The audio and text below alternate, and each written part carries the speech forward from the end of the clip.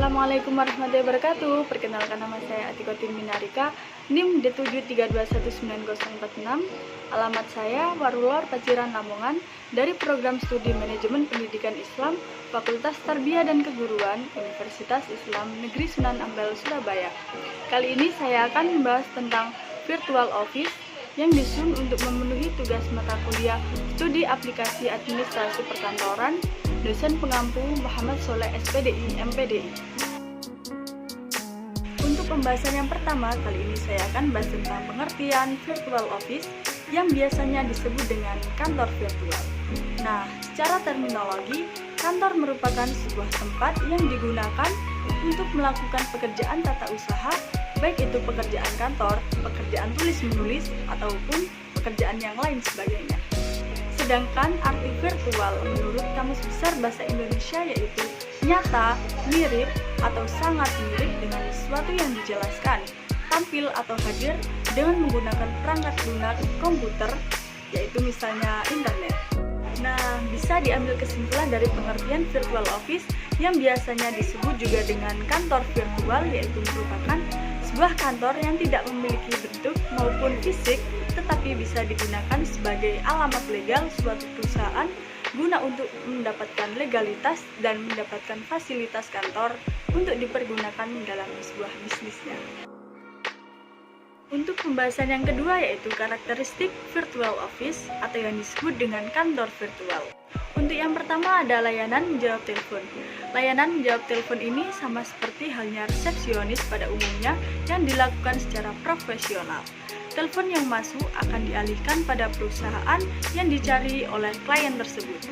Maka dari itu, perusahaan tersebut akan memiliki nomor sendiri untuk kepentingan urusan administrasi, korespondensi, dan juga kebutuhan para klien. Untuk karakteristik yang kedua yaitu ada ruang pertemuan. Nah, seperti karakteristik pada kantor, biasanya pada umumnya, ruang pertemuan ini merupakan aspek yang sangat penting ketika ingin bertemu dengan para klien, investor, ataupun rekan usaha yang lainnya. Yang ketiga yaitu fleksibel. Pada hal ini, tidak terpaku pada jadwal seperti kantor biasa pada umumnya, tetapi karyawan dapat bekerja dengan fleksibel di mana saja dan kapan saja. Karakteristik yang keempat yaitu alamat sendiri. Kantor virtual atau virtual office menyediakan alamat yang kredibilitas dan profesionalitas untuk kebutuhan suatu bisnis. Fungsinya yaitu agar dapat digunakan sebagai legalitas dan kredibilitas di mata seorang klien.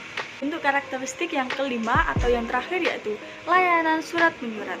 Apabila ada surat atau paket yang datang, maka akan langsung diterima oleh seorang resepsionis yang profesional dan langsung dicatat ke dalam sistem. Materi yang ketiga yaitu tentang keuntungan Virtual Office. Pertama yaitu dapat menghemat biaya operasional karena sudah tidak menyewa gedung, perkantoran, dan sudah disediakan fasilitas serta peralatan kantor. Kedua yaitu mempunyai branding yang baik karena alamat Virtual Office sudah berada di pusat bisnis. Yang ketiga yaitu pekerjaan menjadi fleksibel karena tidak lagi terkekang harus bekerja di dalam kantor sehingga dapat bekerja di manapun dan kapanpun. Dan yang keempat yaitu biaya sewa Virtual Office lebih murah. Keuntungan yang kelima yaitu domisili perusahaan yang sah. Keuntungan yang terakhir yaitu bisa digunakan untuk mengajukan PKP, yaitu pengusaha kena pajak. Sekian penjelasan dari saya mengenai Virtual Office. Kurang lebihnya mohon maaf. Wassalamualaikum warahmatullahi wabarakatuh. Terima kasih.